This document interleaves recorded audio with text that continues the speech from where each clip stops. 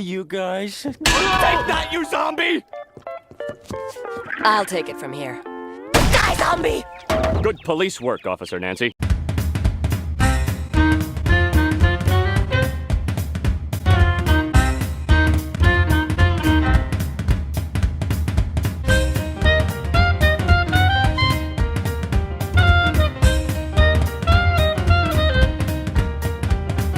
The existence of demons, or daemons if you're annoying, in Warhammer is something that makes the setting particularly unique when compared to similar ones. Now, it should be noted, there are similarities with demons in other settings like fantasy, or of course, actual religion, in that demons are generally evil and aligned with a dark realm that is antithetical to the well-being of humans and generally sentient life.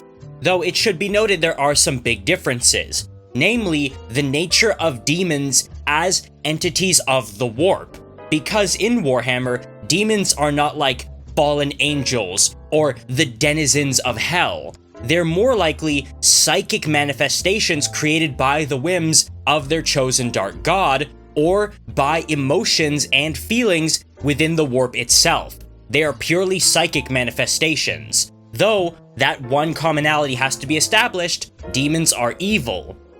Unless they aren't. Now, you've read the title of the video, so let's get into it. I'm going to be talking about demons of the Imperium, which is a theory many people have had for quite some time now. Now, throughout all of this, I need to stress that one distinction as being very important. Demons are created as a portion of their chosen god's essence, and at the will and behest of their god. That's something that needs to be kept in mind throughout this entire video. Now, demons themselves, particularly the very powerful ones, are capable of expressing a level of agency and initiative in regard to how they do things, or how they perpetrate the will of their god, but one thing remains unchanged. Demons are perpetrating the will of their god because it is in their inherent nature. The only real exception to this being ones that have been forcefully bound, either as a demon host or as a demon engine. Now, the Emperor has very much been gathering power within the warp as the worship of him has increased over the millennia. This much is obvious, and as such, it shouldn't really come as a huge shock that demons are beginning to form. Imperial demons. This phenomena has actually had its roots all the way back to the heresy. I think you guys know what I'm talking about, but I will get into it just for the sake of posterity. However, it has really ramped up, especially in the later stages of M41, before the scouring of the galaxy with the opening of the Great Rift. Now, first and foremost, what comes to mind when people talk about demons of the Imperium is, of course, the Legion of the Damned. So that's the natural starting point for this video. Now, for those who don't know, the Legion of the Damned are wraith-like, ethereal space marines, almost ghost space marines, who are known to appear when situations are most dire and when they are most needed in order to help the Emperor's faithful. They appear clad in dark armor and decorated with bone, haloed in fire, sweeping through the battlefield as damn near unstoppable automata. Think of almost like the Rubric Marines of the Thousand Suns. It's kind of like that. They just go forward, and rarely speak, if at all. They do have a connection to the warp, and appear out of rifts in the warp that open up when they are most needed. It's almost become a joke that the last surviving guardsman in some sort of regiment that's fighting Chaos Space Marines should be kept alive by the enemy, because if they try to kill the last guardsman, the Legion of the Damned will just show up. Some really notable engagements involving the Legion of the Damned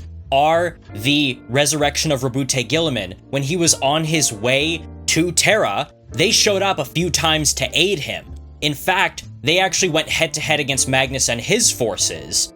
And they also showed up during the devastation of Baal to aid none other than Lord Commander Dante himself and his brothers in the defense of the Blood Angels' home planet, led by none other than the Sanguinor. And believe you me, I will get into that later. That's a phrase you might be hearing quite a bit over the course of this video.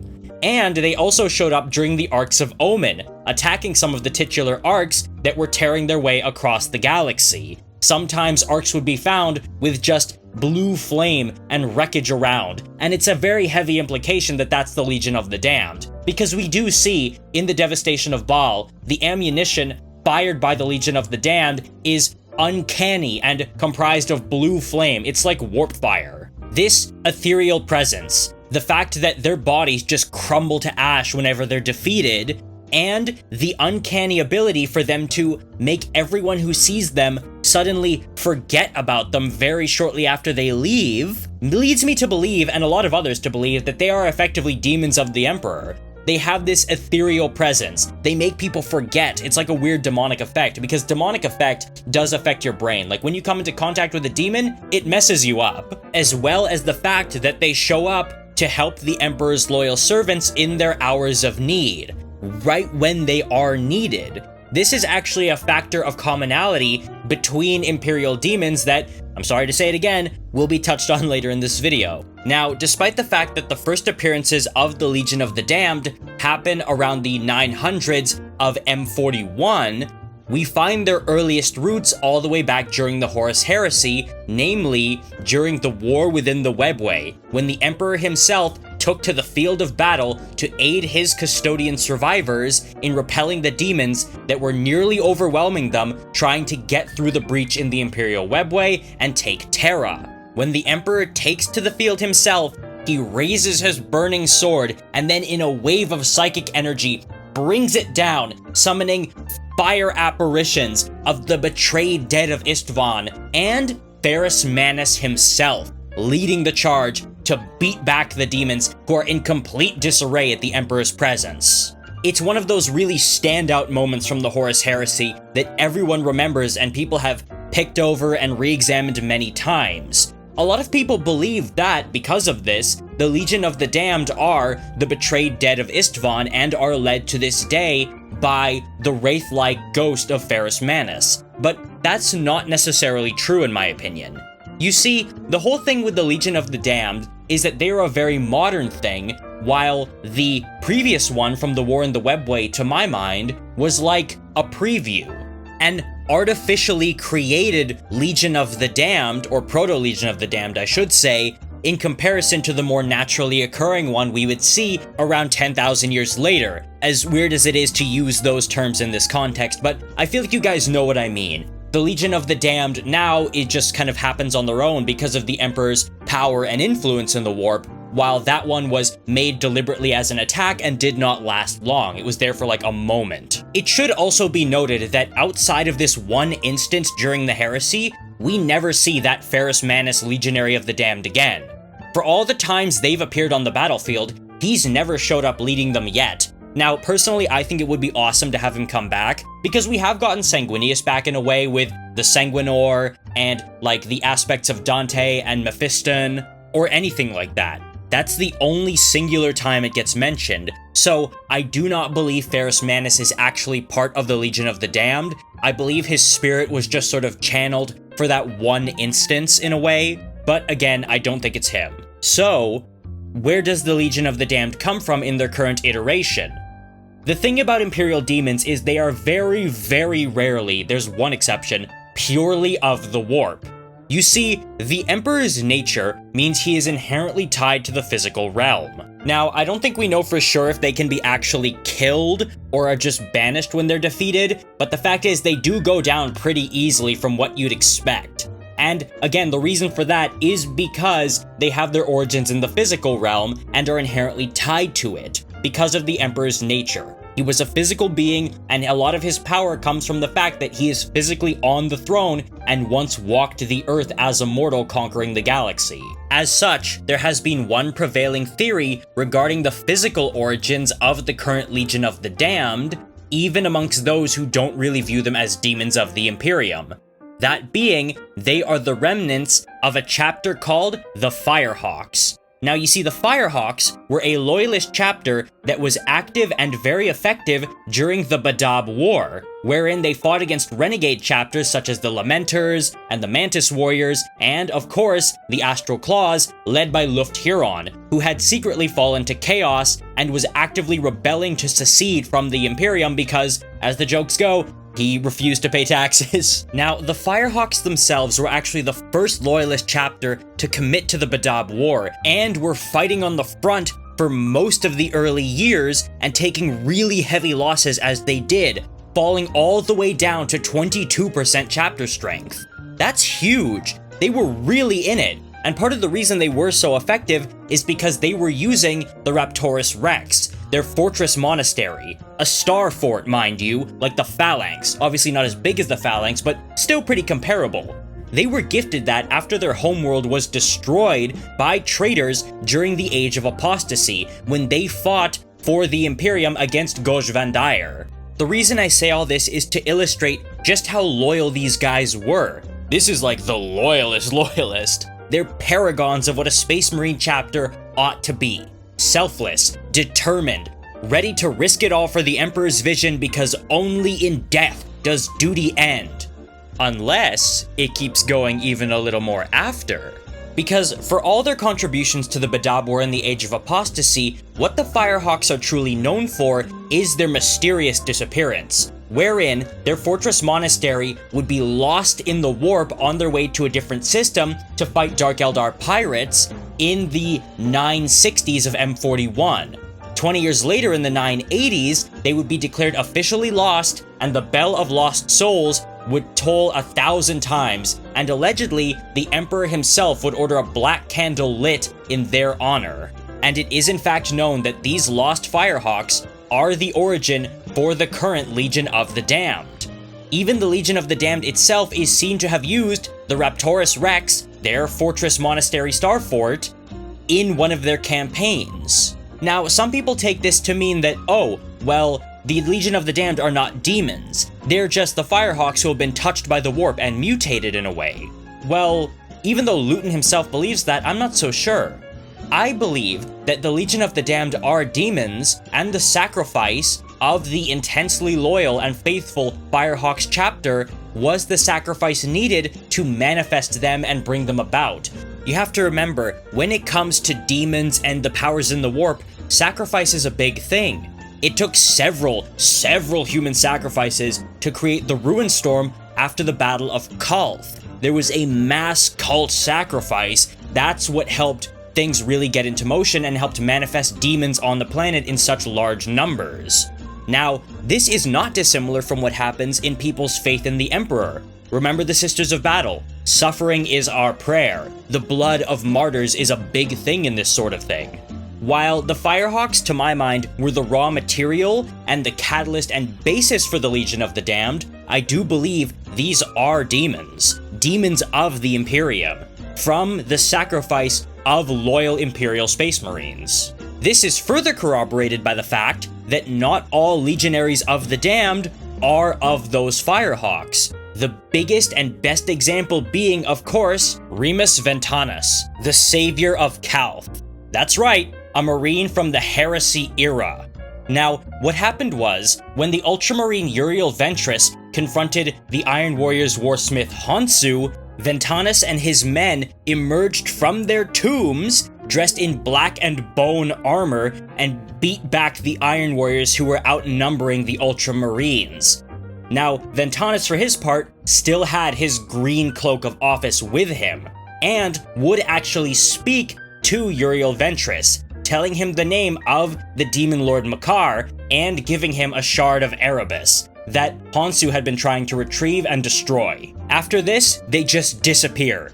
Ventress looks back and they're just gone. This is another thing that helps me believe that they're demons, because of that ability to exist and have effects across time and space in a way. This weird temporal connection is further hinted at in the short audio drama called Perdition's Flame, which you might have heard about when people started talking about Warhammer horror as a subgenre.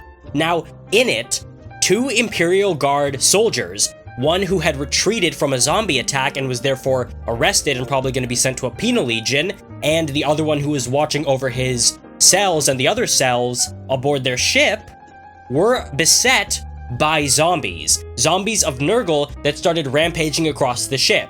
Now, before the zombies broke out on the ship, there had been an issue.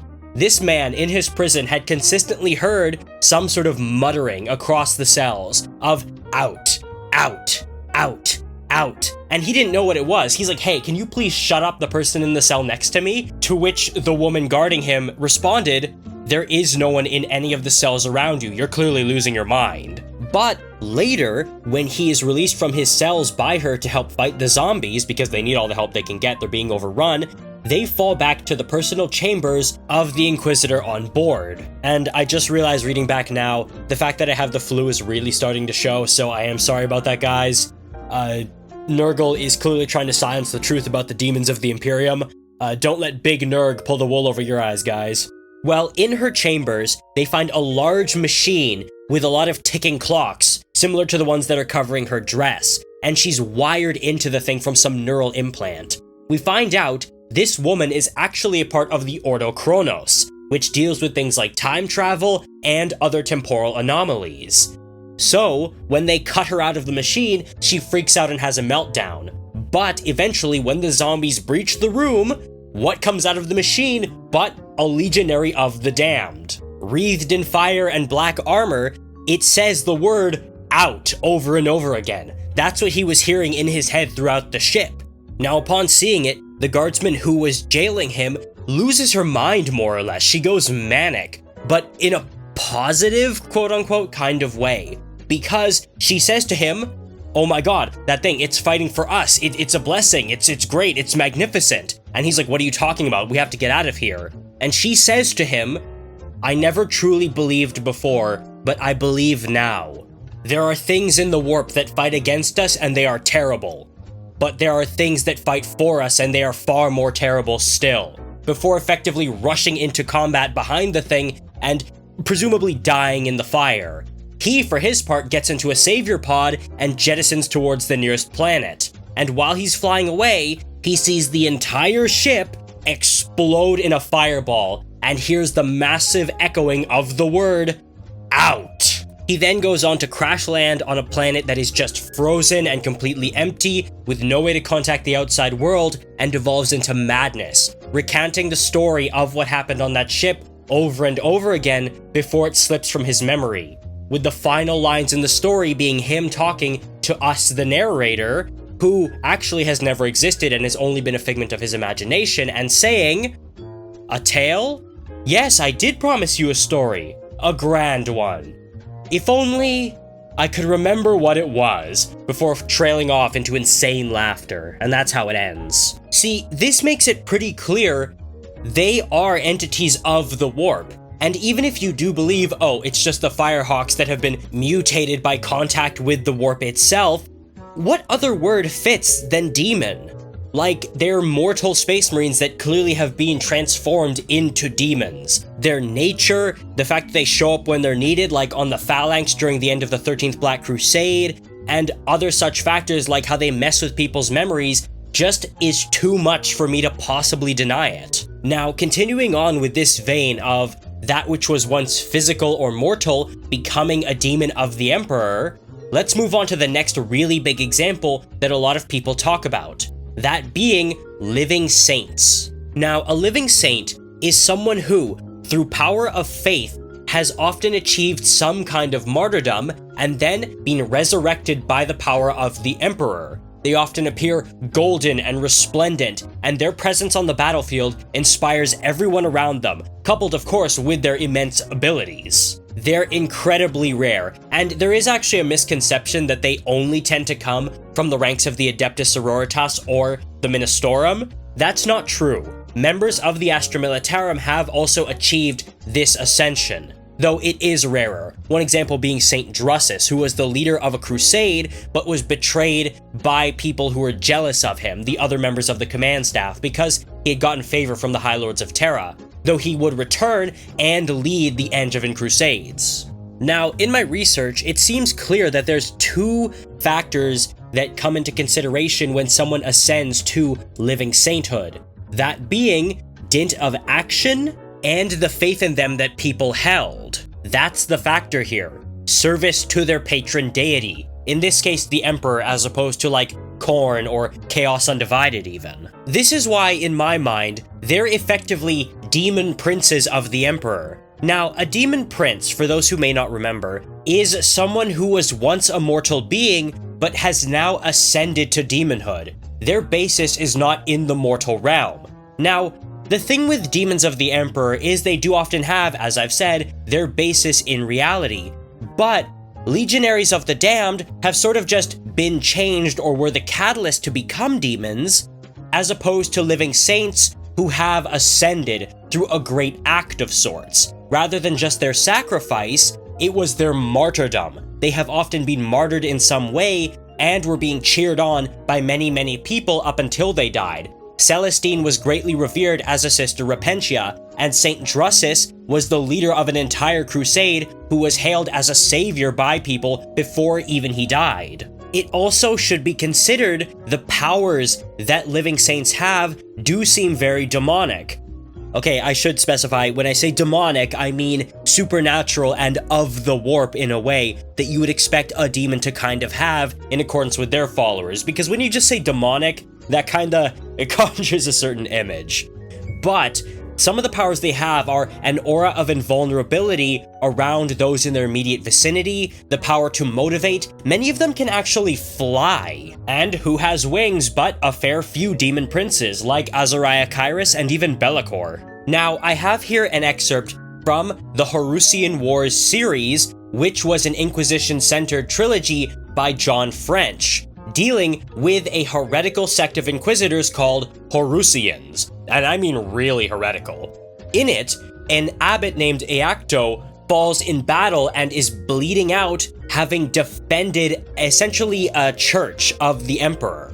Now, this is martyrdom. He died defending a place of worship, and despite having never been a particularly pious man, he was kind of one of those people who gets into faith, not because he's a non-believer, but because he wants to sort of machinate and climb the rung. He does believe, but he had his own personal motives. Maybe not the most pious person or someone you would expect to ascend, but it was because people around him had faith in him and looked to him, and because of what he died doing, that he ascends to living sainthood.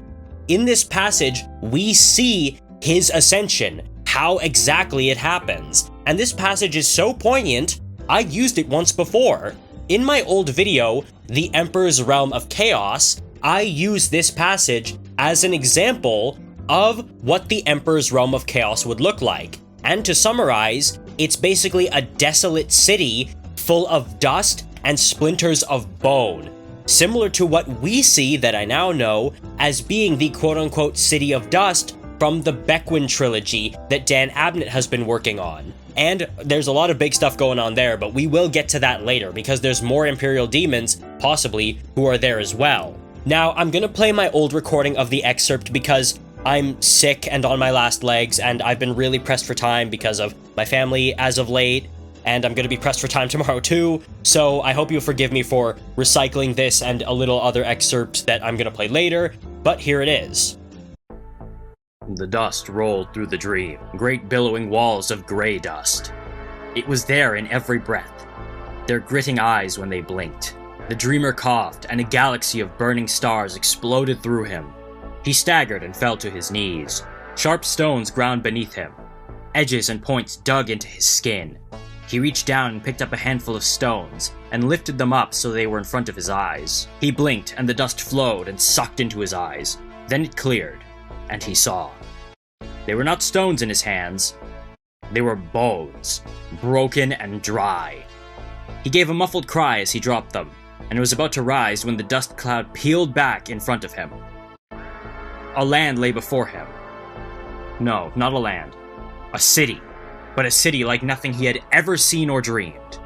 Towers and battlements and domes rose like mountain ranges. Statues as tall as cathedral spires reached up to the shrouded sky. The dust wind blew through the avenues and peeled over the faces of the statues and battlements.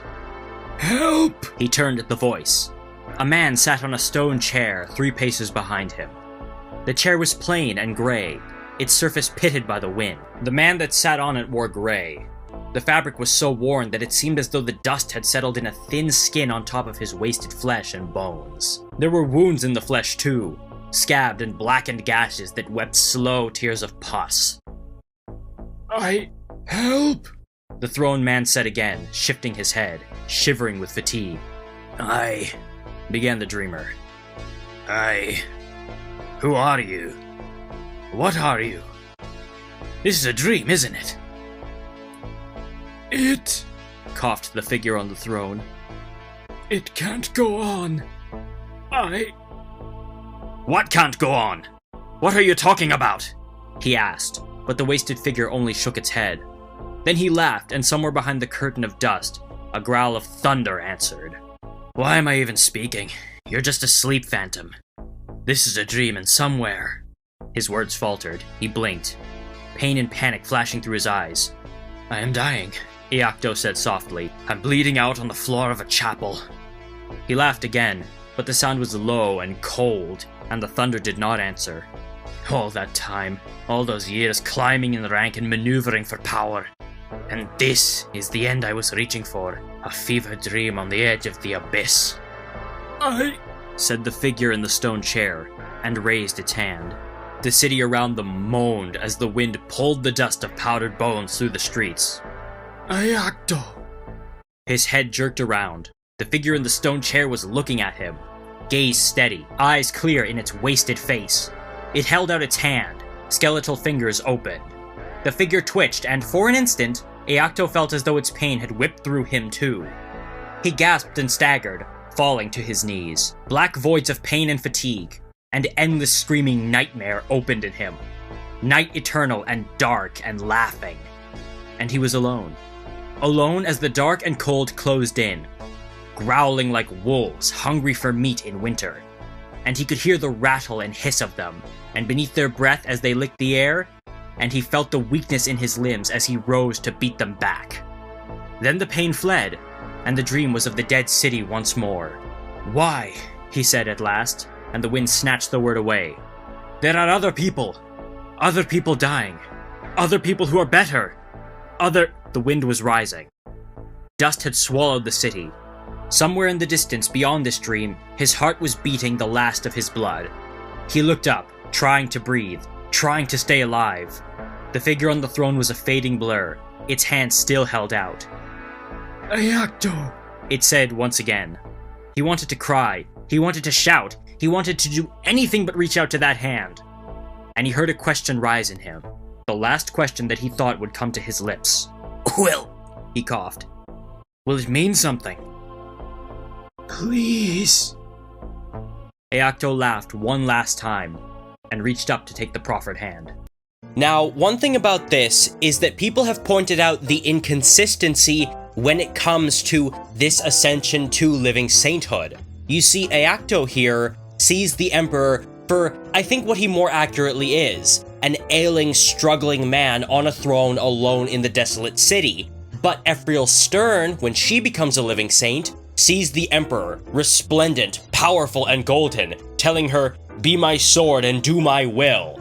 This, I think, is down to the individual perceptions of the person in question toward the Emperor. Iacto is a much more cynical person and not a really fervent fanatical believer. He sees the Emperor in a more realistic and, in my mind, true-to-life way.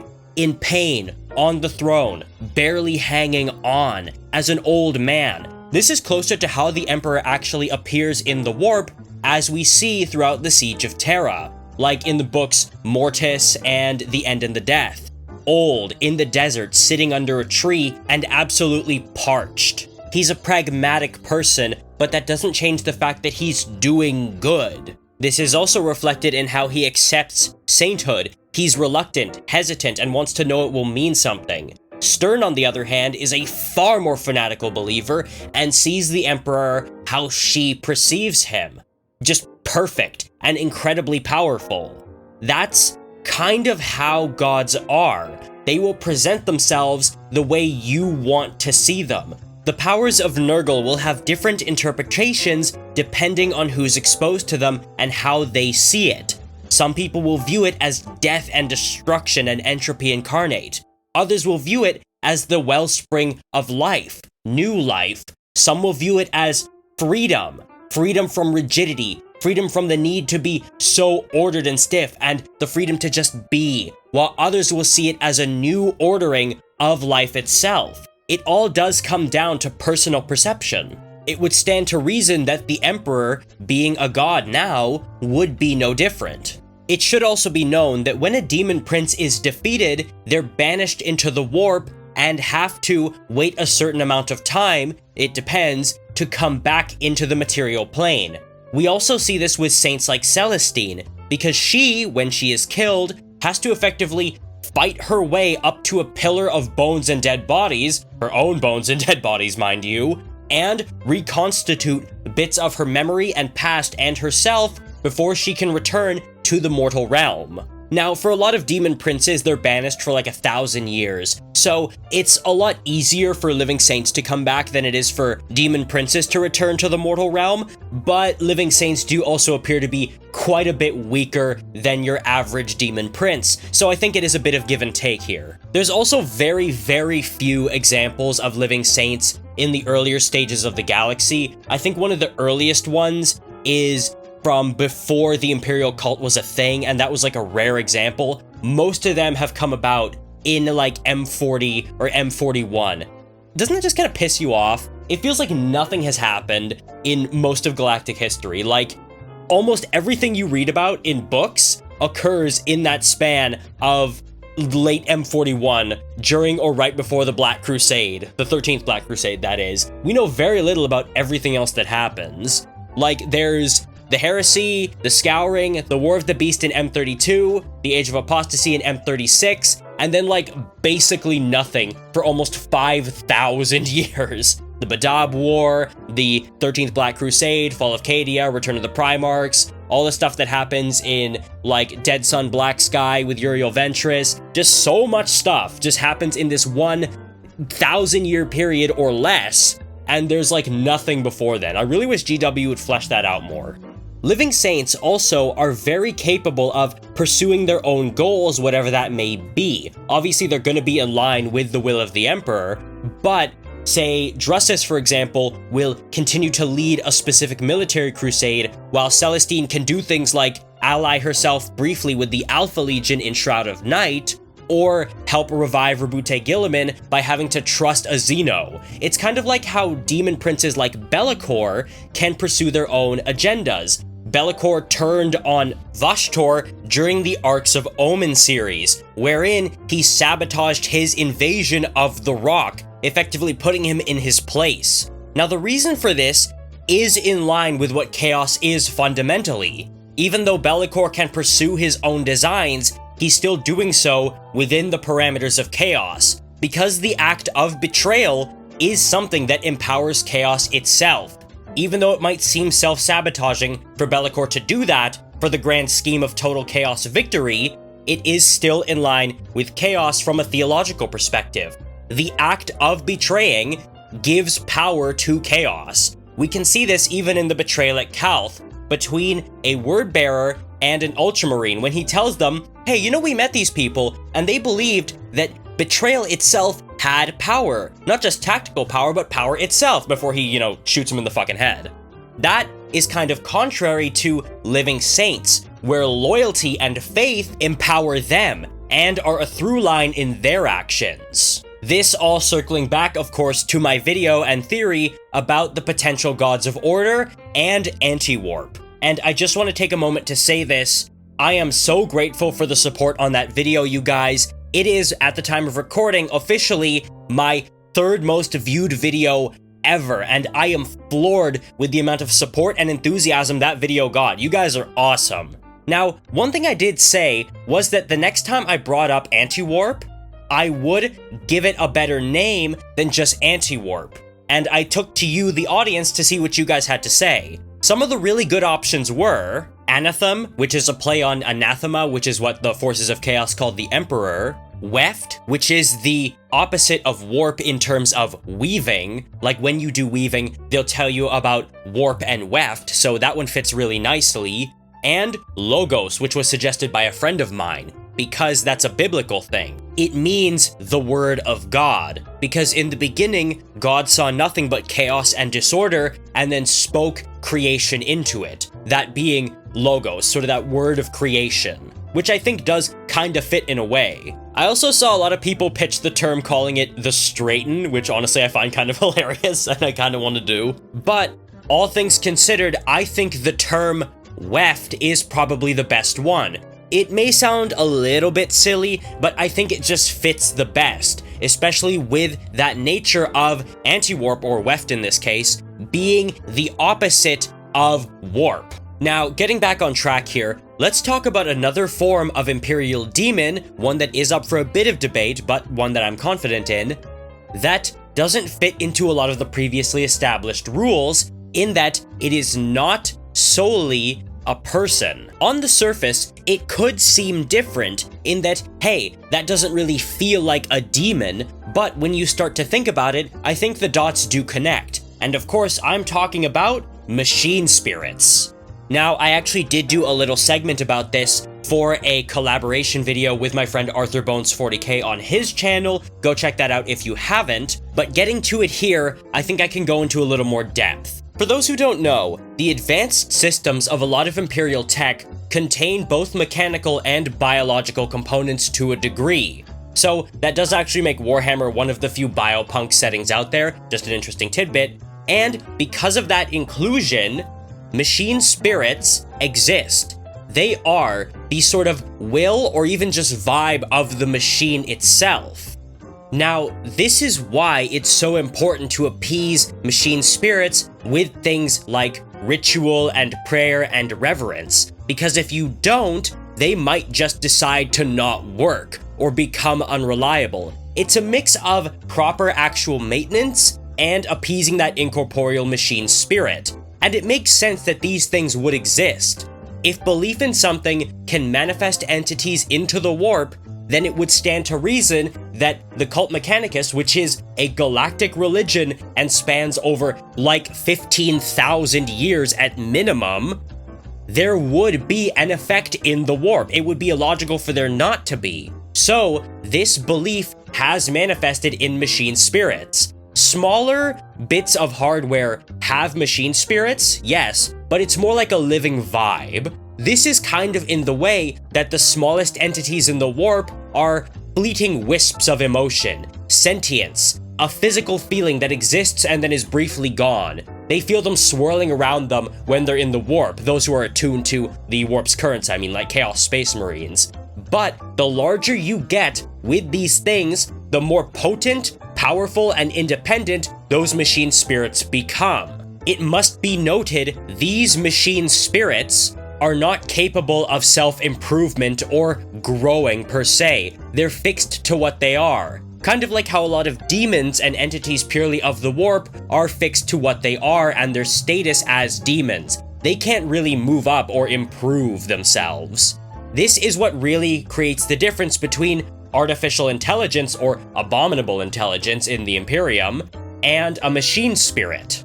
You can also see a trend wherein the not just biggest, but machines people have the most faith in are the ones with really prominent machine spirits and that go on to do some insane stuff. Yeah, your bolter is going to be reliable and it has a machine spirit, but it's not going to be the one you're really preying on or focusing on.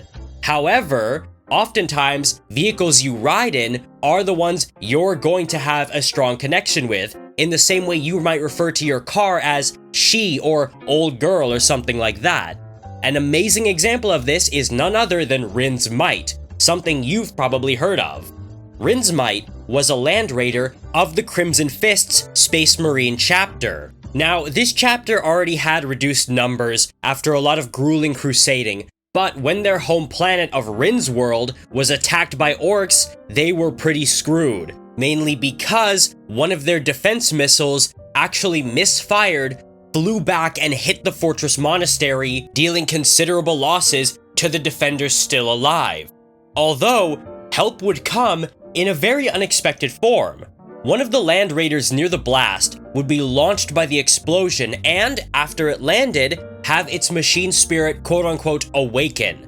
Now, people say that Rin's Might was only following the last directive it knew, which was to fight the orcs, but I don't think so. I genuinely believe the demon within Rin's might sprung into action at this development. It was angered at the state of things and took matters into its own hands. The reason I believe this is because not only did Rin's might go about stalking the battlefield for several days, breaking up any large groups of orcs that began to mass, but it also, after its ammunition was done and it saw the orc warboss ahead of it, charged headlong into the mass, ramming any orcs that could get in its way in a suicidal charge while blasting hymns from its speakers. That's not normal directive. That's not carrying out the last known orders. That's vindictiveness. That is an act of defiance, a conscious expression of feeling and emotion. That sort of thing is what occurs in a demonic entity, something with a presence in the warp and that is born of emotions like duty and the desire to avenge one's fallen comrades. That is something a soldier on a suicidal, defiant last charge would do, but not a machine just following its quote-unquote programming. It's very clear there is something more. There's a real heart and soul to the machine. And this isn't the only time we see this sort of thing. Another really famous example is that of the plane called the Indomitable Spirit, a lightning assault plane. Now, during the Sabbat War, this plane is captured by the Blood Pact, who are traitor guardsmen pledged to Khorne, and one of their pilots basically tortures the access codes out of the pilot of the Indomitable Spirit and takes to the sky in it himself. And while gloating about how he broke the plane and how it's his and how awesome he is and all that, the plane takes control and crashes itself. You guys are gonna want to just hear this for yourselves. "You're not him." "You're right," Hemik says as he triggers the air brake, cutting his speed in two and sending Pharaoh's lightning roaring past him. "Damn you!" Pharaoh roars over the Vox. "Arcanate bastard!" She yaws and rolls. Hemik matches her effortlessly, Afterburners bellowing. "I cut his eyes from him," he voxes to Pharaoh. "His fingers and toes, I cut him until he gave up every one of his secrets. And then I took his tongue, his teeth." Pharaoh bleeds her own speed and throws her lightning into a spiraling dive. Hemik follows her, the world turning around him in a blue-black blur. "I took his legacy," he tells her. "This machine, I bloodied it, broke it, just as I did Evar Trass." His words find their mark. They have Pharaoh cursing, angry, grieving, careless enough to fall momentarily into the red heart of his firing arc. Hemik smiles widely. "So much for your throne!" He voxes and fires the las cannons. Full charge. The triggers click, and the lightning bucks. But there's no flash, no damage, no smoke, nothing. "What?" Hemik rasps. He pulls the trigger again, but the weapons are unresponsive. Dead. Ahead, Pharaoh pulls out of her dive. Hemik tries to match her, but the flight controls lock in his hands, immovable. Then more systems flicker out, one by one. Augers, heading indicator, fuel measure, interior lights. Everything but Vox. That last part is the really important bit, because this machine doesn't just follow orders as you would think by maybe stopping him from firing on what it might recognize as friendly aircraft or allied pilots. It spites him. It literally gives him the finger by keeping Vox opened while shutting off everything else and careening towards the ocean. It literally steers itself down towards the water, all the while keeping the Vox bead open with the allied Imperial pilot Pharaoh, so this guy can hear himself being shit-talked all the way down to Davy Jones' fucking locker. "You can bloody us," Pharaoh says. She positions herself beside him, hanging off his right wing, just as she did before. "You can take our eyes, our teeth, our tongues, but there is one thing you will never take, never break." Hemik cannot help it. He has to ask, as the lightning thunders down towards the steel-gray waters of the Eastern Reach. "What?" he asks. "Our spirit." Literally just like Rin's might blaring hymns from its speakers as it made its final suicidal charge towards the orc warboss, this is an act of spite and defiance that you cannot get without some measure of sentience or higher function or a spirit or emotion. There is very clearly something more to this than just following orders or some kind of organic quasi-spiritual component. Another big example of this is the Castellan robot called Incarnadine, which was part of the Wordbearers Legion back in the early stages of the heresy, well actually right before the heresy and at the very end of the Great Crusade. Yes, this robot followed orders in the way you would expect an Imperial robot to do, but the warriors of the Wordbearers had a special reverence for this machine because of how well it had performed in combat before, considering it an honorary legionnaire, and even presenting it with oath papers and oaths of moment before battle. And when Incarnadine was going to fight off some custodians in the first real act of rebellion of the Wordbearers, it attacked and said, "For the Legion." These things don't really speak outside of words like compliance or negative, but it cried out, "For the Legion," before fighting a bunch of custodians to the death. That is, again, proof of sort of a real sense of will, a sense of presence, and a sense of conscience.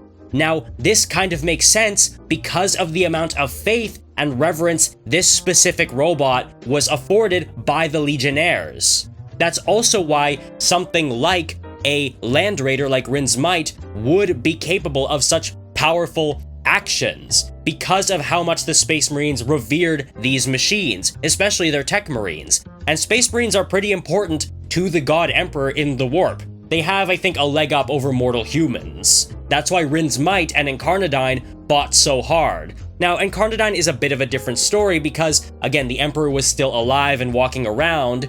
I think it was more like a minor spurt, you know? A bit of a rare sort of black swan event. Something that could showcase what would happen later on down the line. I think a reason for this is because the Cult Mechanicus had existed long before then, and these Marines had a lot of reverence for Incarnadine, but still, I think you guys can see where I'm coming from. And all of this isn't even mentioning Titans and Imperial Knights, which are, in my mind, probably the most interesting example because of how uniquely their machine spirits work in conjunction to their pilots. Now, it has to be stated, it takes a lot of training to be able to pilot a Knight or a Titan, and oftentimes those who do pilot them have first worked on smaller jobs as aids to an actual Princeps, or Titan pilot or Knight pilot. And if I'm being completely honest, the word pilot really does not do it justice, because when you look into the exact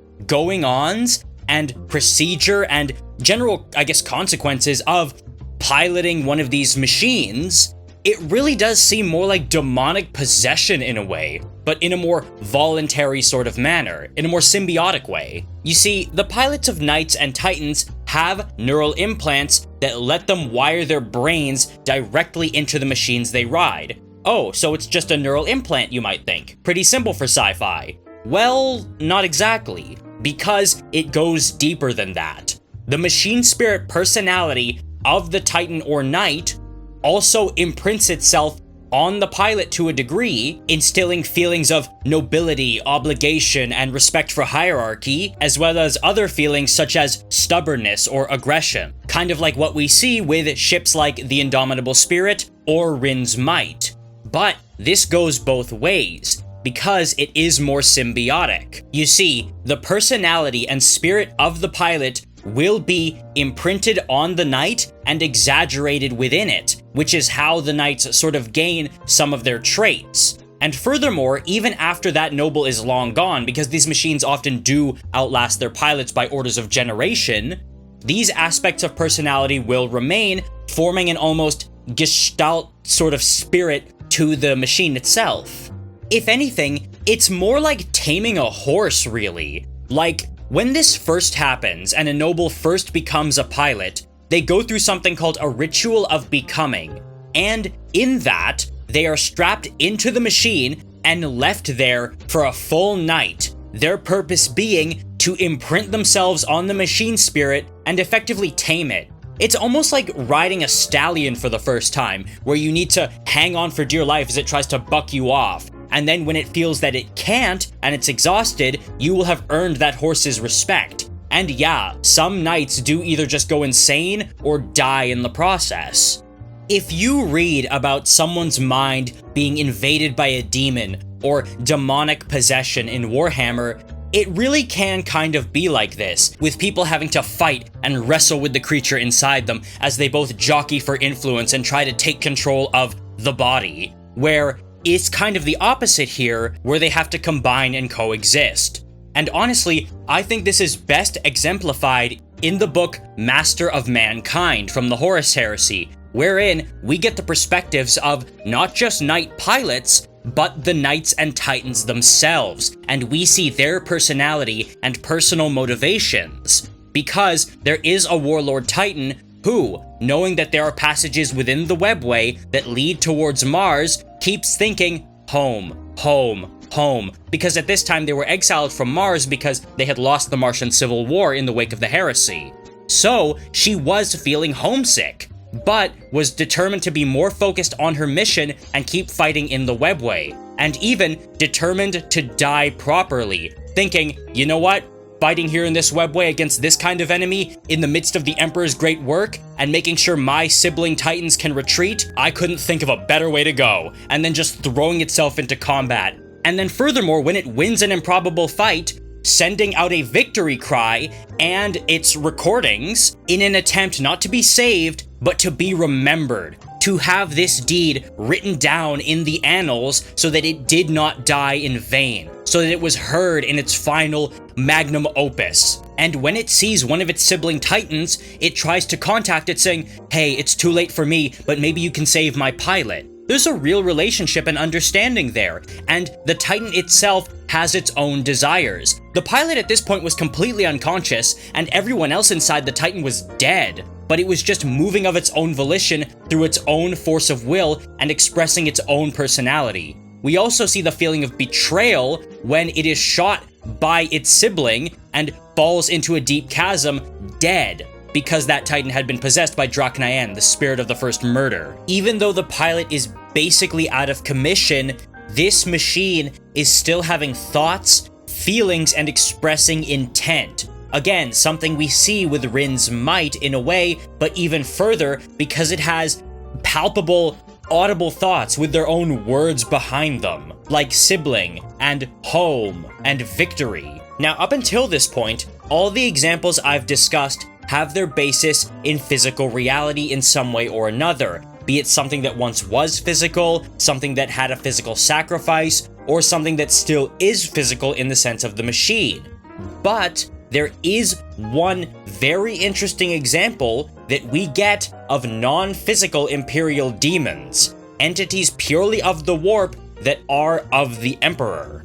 Those of you more well-versed in my videos would know exactly what I'm about to talk about. That being the manifestations from the light of the Astronomicon that appear within the Eye of Terror. To those Chaos Space Marines who live in the Eye of Terror, they can physically sense the Astronomicon and see it. It is a giant burning beam of psychic energy that scorches any demon worlds it touches. And even the ones that are not completely bleached of life are still exposed to its power if they're too close. This area of exposure to them is called Firetide, and in the Firetide, those planets that are caught in this backwash are besieged by fiery manifestations of warp energy coming from the Astronomicon.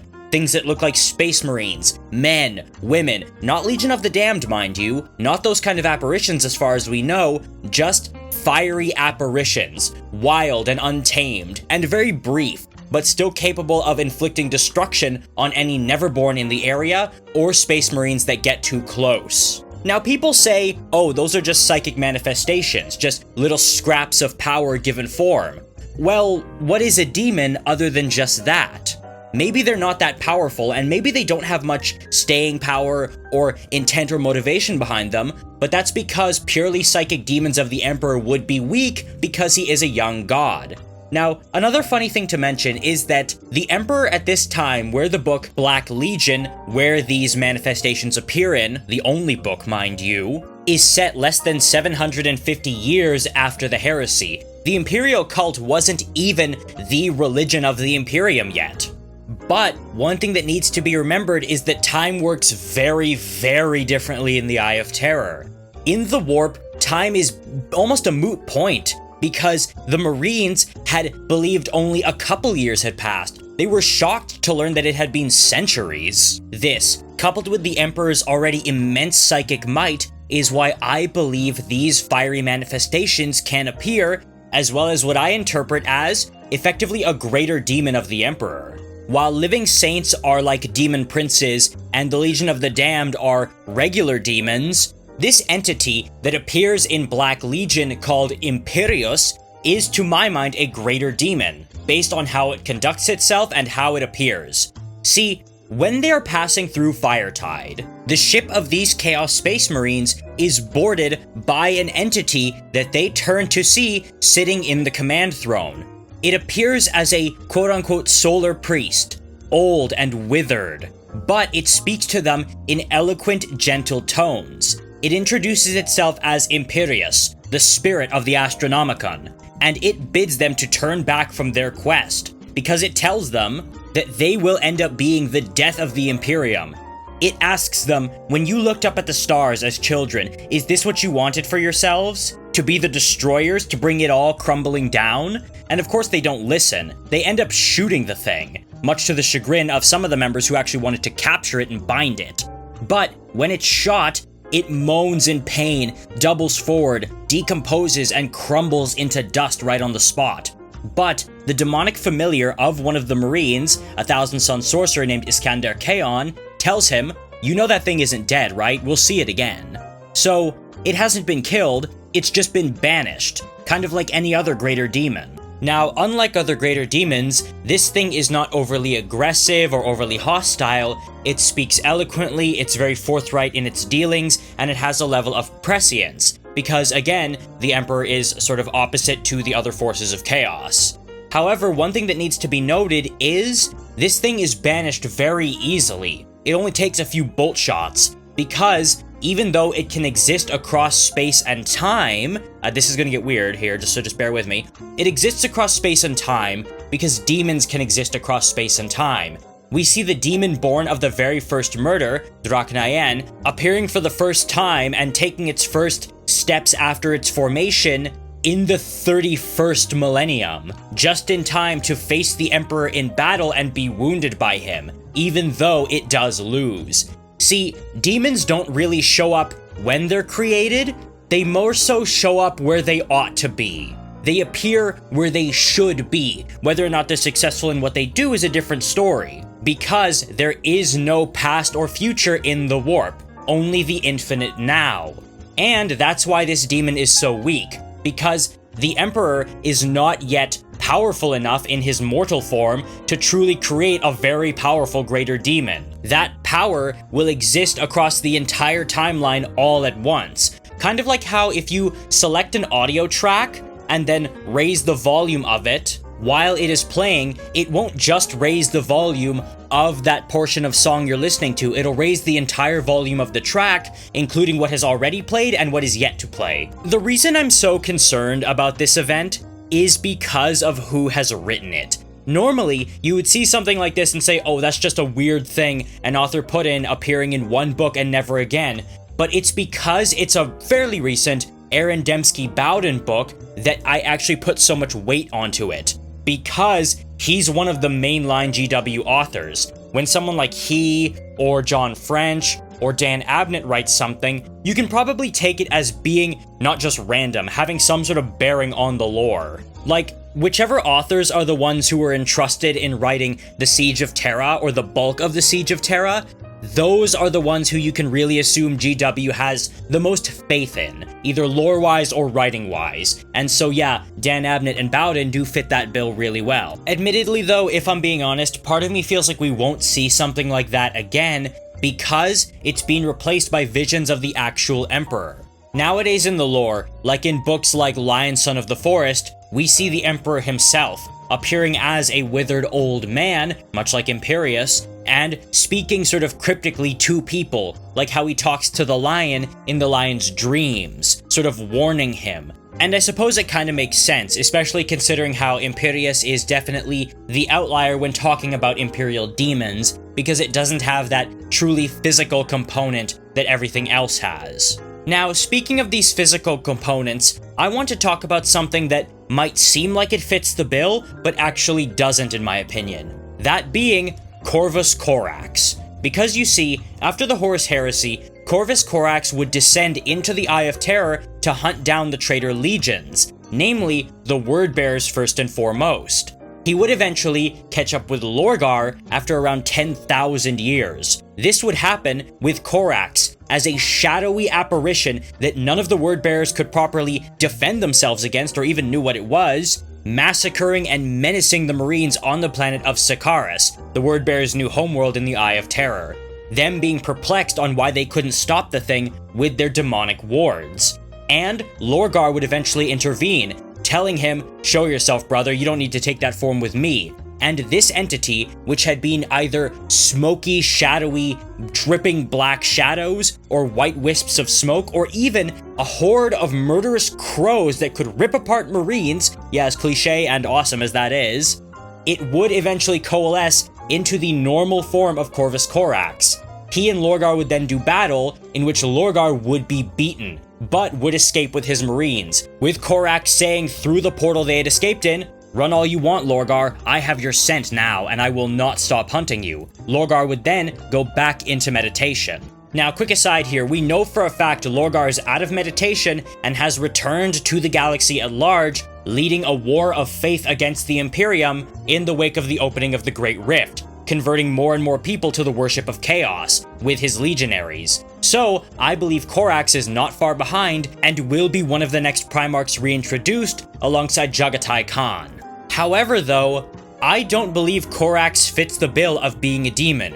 Westhammer actually recently released a video about this same topic, and I more or less agree. The Primarchs were always beings of the warp, sure, and always all had some kind of warp abilities. Even if they tried to deny any psychic connection, they all had this kind of power. This is mostly just a development and evolution of Corax's power due to all those years he's been active, unlike say Guilliman or the Lion, and is similar to the Lion's new power of forest walking that we see in the book Lion Son of the Forest. Despite this though, I really don't think he constitutes demon material, because he doesn't seem to have fundamentally changed like some of the demon Primarchs have with their apotheosis. This feels inherently different to me. And I don't really think there ever could be a quote-unquote demon Primarch of the Emperor, because how the Loyalist Primarchs are perceived by the general public is in line with how they are worshipped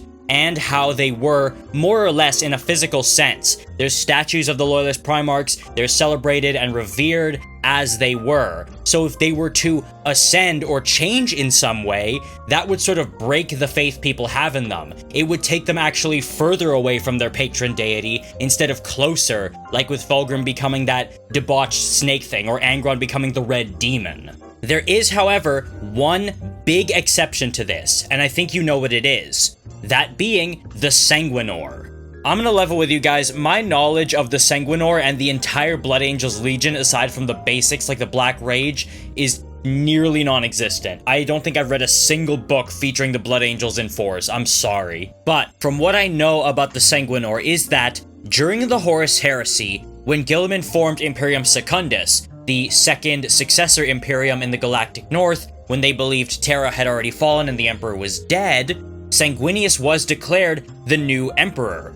But he couldn't appear in public because of the fear of assassination. So, one of his sanguinary guard was selected to secretly, basically, like without his identity ever publicly being known, serve as Sanguinius's equerry, with a white-hot mask of Sanguinius's face pressed over his, so he would always ever just have the identity of the Sanguinor. And he would eventually be thrust into the warp to save his Primarch and his Legion from a Demon Prince of Chaos Undivided, sacrificing himself, with Sanguinius seeing the Sanguinor transform into some sort of golden powerful being as he fell away into the warp. I do believe it is that old Blood Angel who effectively became a living saint, but for the Blood Angels chapter specifically. Nowadays, he shows up in battle to assist the Blood Angels when it's like their darkest hour, like it's a against all odds battle and they really need help, and he helps them win. Like, he seems kind of like Celestine or any other living saint in that regard, but he does seem to be a hell of a lot more powerful. Simply put, Celestine loses fairly often. She gets killed almost every single time and has to claw her way back. The Sanguinor doesn't lose. He just vanishes when the fighting is gone, leaving others to wonder if he's just a legend or if he's real. People who see him say he's real, but a lot of Blood Angels actually don't think he's real and think he's just a legend.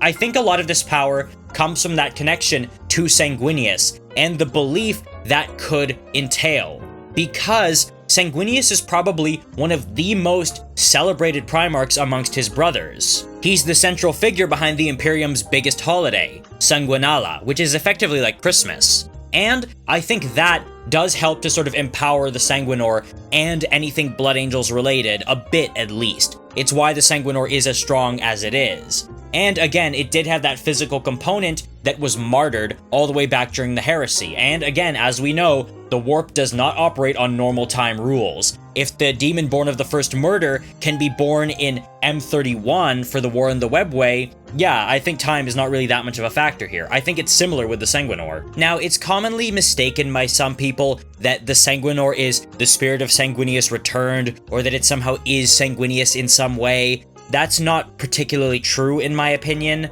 And there's also this whole thing where he's the embodiment of a good angel who fights the black angel from old Baal mythology, and it's honestly a bit of a headache to wrap my head around. I just really don't know enough about it to fully go in on this video, and I've had this video on the back burner for a long time. I've been picking at it for weeks, so I think it's probably a good place to stop here. I can't really think of any other good Imperial Demon examples, and I think I've made my point for now. I don't want to burden you guys with like an hour and a half or like a 2-hour long video, so we will call it a day here.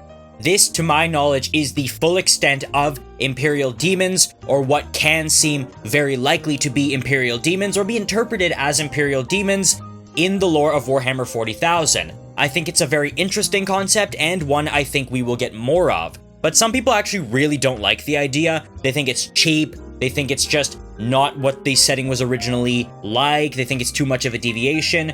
But what do you guys think? How do you feel about Imperial Demons? Do you think I'm right about some things here? Do you think I'm wrong about others? Is your thinking maybe more in line with people like Luton09, who believes that the Legion of the Damned are not Imperial Demons? Let me know how you guys feel about this, if you like it at all, where you possibly want it to go. I really want to hear the comments on this one, but until then, I will see you in the next video.